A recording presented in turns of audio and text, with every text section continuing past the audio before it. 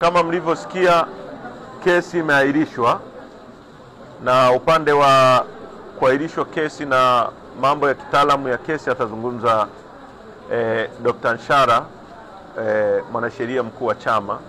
Lakini kwa upande wetu ni kwamba tunaiomba mahakama hiyo kesi kwa sababu imeahirishwa irudi kwa haraka ili iweze kuendelea na isikilizwe ifike mwisho, kwa sababu mwenyekiti wetu yuko ndani.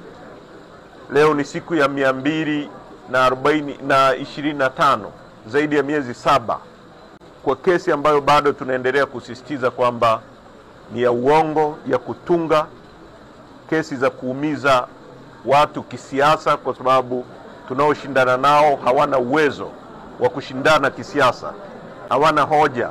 Hilo jambo la kwanza. Jambo la pili,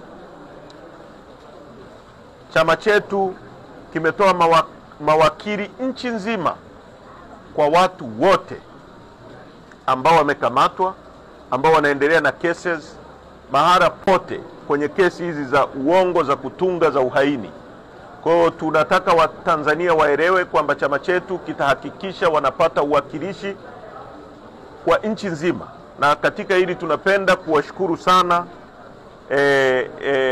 Tanganyika Law Society.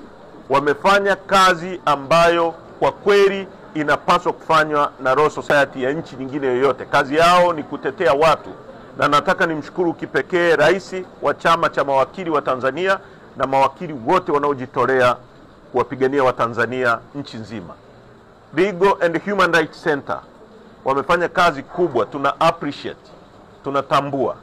Kwa hiyo ni uwakilishi ambao utafanywa pamoja. Tanganyika Law Society wanatoa watu, Legal and Human Rights Center wanatoa, na sisi Chadema kwa nchi nzima mawakili wetu watakuwepo kutetea Watanzania wengine wote ambao wanabambikiwa kesi. Kwa hiyo mkurugenzi wetu wa sheria na mwanasheria mkuu wetu wa chama wataeleza into details namna ya kushughulikia hayo mambo.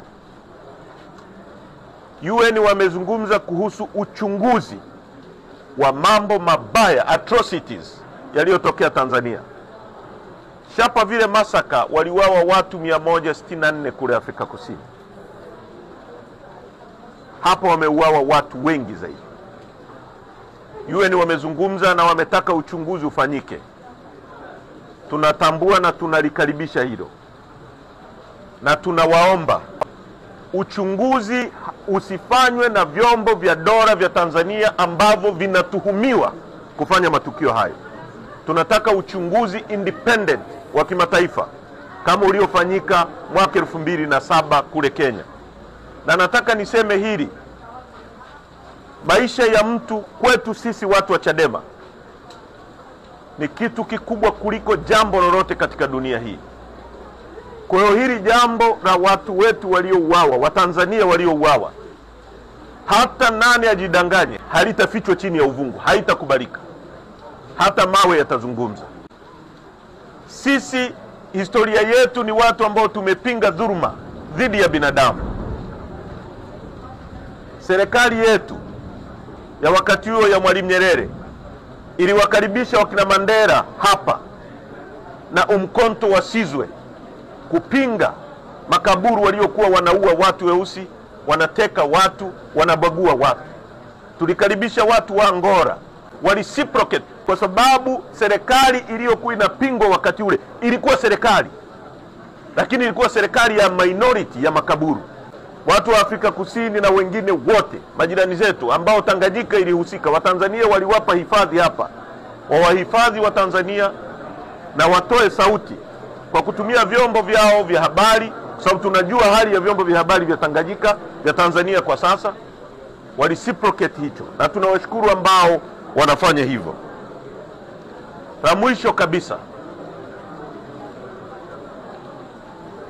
kama nilivyosema jana, tunaanza vikao vya kamati vya secretariat immediately na vikao vya kamati kuu ya chama immediately. Tutatangaza siku, tutajadili na tutaeleza kilichojiri na hatua tutakazochukua kama chama. Hakuna kurudi nyuma. mpaka nchi hii itakapopata ukombozi kutoka kwenye minyororo ya watu wanaotaka kutufanya koloni lao. Nchi hii ilipata uhuru mwaka 61. Asanteni sana kwa kunisikiliza.